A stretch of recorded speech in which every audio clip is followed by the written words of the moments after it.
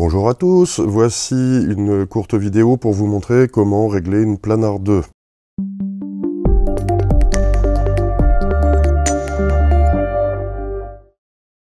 Lors d'une présentation de cette platine, je vous avais dit que le système de réglage n'était pas tout à fait conventionnel, et c'est vrai. Je vais donc vous montrer comment faire en court-circuitant en quelque sorte le manuel que je trouve un peu confus, qui vous donne une façon de faire qui est artificiellement compliquée, je dirais, et qui en plus n'est vraiment pas clair parce que selon que vous regardez la version anglaise ou française, eh bien on ne vous dit pas tout à fait la même chose. Bref, ça fait beaucoup de raisons pour motiver cette petite vidéo. Alors c'est parti, on va commencer par le début. Vous voyez là comment se présente la platine sortie du carton, quasiment. Là on aura juste rajouté le plateau. Voilà comment on va procéder. On va d'abord tout préparer, on va abaisser le lève-bras parce que sinon il nous embêtera dans la procédure. On va également ôter la feutrine si jamais on l'avait installée parce que c'est pareil, ça va être dangereux pour la cellule, en fait tout simplement. À propos de cellule, pensez bien entendu à retirer la protection parce qu'elle va sinon biaiser l'équilibre qu'on s'apprête à faire. Donc pour faire l'équilibre, vous allez vous munir du contrepoids qui est dans un décalage de la platine, hein, dans le carton. C'est la seule pièce en fait à rajouter. C'est le contrepoids qui va permettre tout le réglage en réalité. Alors la première étape, eh bien, on va venir le visser à l'arrière du bras. Vous voyez un gros pas de vis ici. Et donc on va forcer un tout petit peu pour pouvoir rentrer dans ce pas de vis. Et on va aller jusque plus ou moins le milieu, voire les 2/3 de ce pas de vis. Maintenant qu'on a fait ça, on va aborder la phase la plus périlleuse et dangereuse du réglage. C'est-à-dire que c'est maintenant qu'on va déverrouiller le bras et qu'on va regarder ce qu'il en est de l'équilibre. Donc vous voyez, c'est pour ça qu'on a abaissé le lève-bras, parce qu'il faut que le bras soit tout à fait libre de ses mouvements. Et donc là, mon bras, il penche quand même vers l'avant. Donc vous voyez que j'essaye de le laisser entre le plateau et le support de bras. Mais si jamais je le laissais tomber ici, bon, sur le verre, c'est pas dérangeant pour le diamant, mais si j'avais la feutrine, le diamant se prendrait dedans et je risquerais d'arracher, voire de casser la cellule. Donc voilà, autant ne pas mettre la feutrine. Revenons à notre équilibre. Puisque j'ai trop de poids vers l'avant, eh bien je vais légèrement tourner le contrepoids vers l'arrière.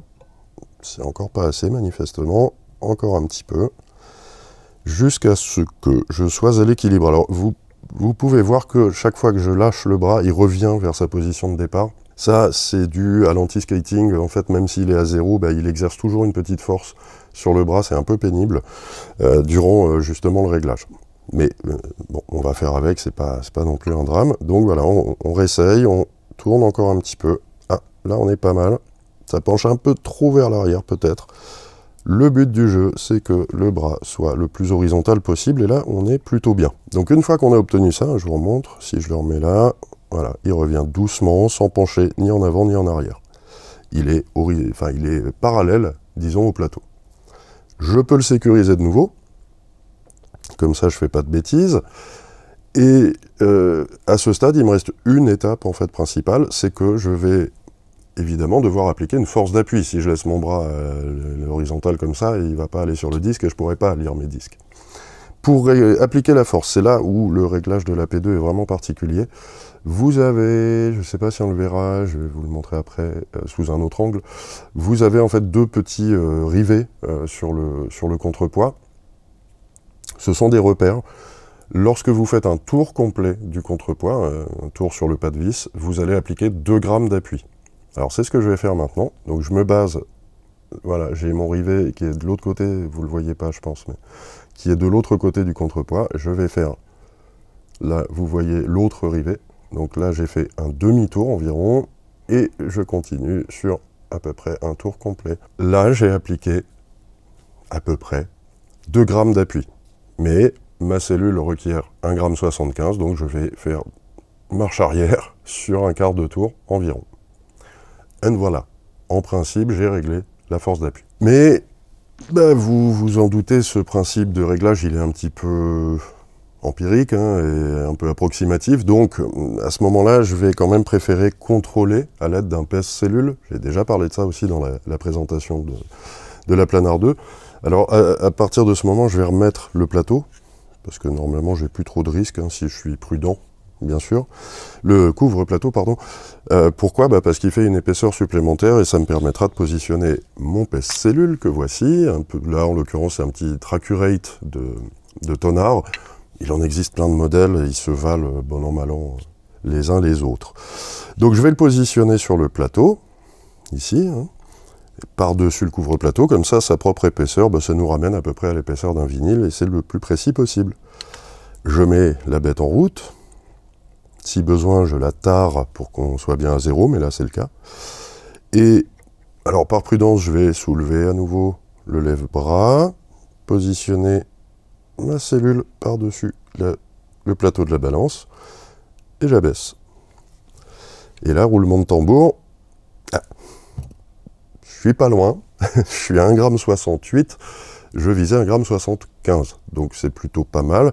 J'ai juste à ajouter un petit peu de force d'appui. Alors, je remets mon bras en place pour être vraiment, vraiment prudent, et je vais simplement avancer un tout petit peu mon contrepoids, et recommencer le contrôle.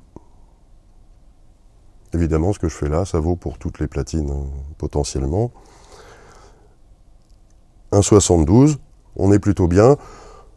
De toute façon, je vous le précise, on a pas mal de tolérance hein, sur le réglage d'une force d'appui. En général, si on vous dit qu'une cellule doit être réglée à 1,75 g, c'est qu'elle attend entre 1,5 g et 2 g. Donc vous voyez, là, à 1,73 précisément, on est très très bien. On peut en avoir un petit peu plus, j'en mets parfois un peu plus. Sur des cellules neuves, ça accélère le rodage en quelque sorte, mais il n'y a rien d'obligatoire. Là, on est bien. Et on est largement, je le répète, dans la tolérance. Il nous reste une dernière étape sous le bras. Je vais le relever, hein, pour toujours, encore une fois, pour ne pas faire de bêtises. C'est hyper important.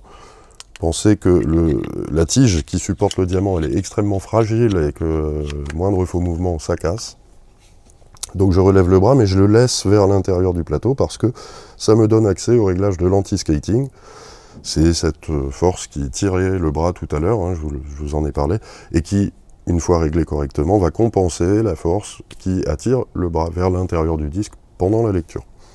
Chez Rega, c'est un petit bouton, un petit curseur sous le bras qui est gradué de 0 à 2, et bien là, on va essayer approximativement, là encore, de s'approcher de 2, un peu en dessous, pour que ça coïncide avec le 1,75 qu'on a appliqué à la cellule.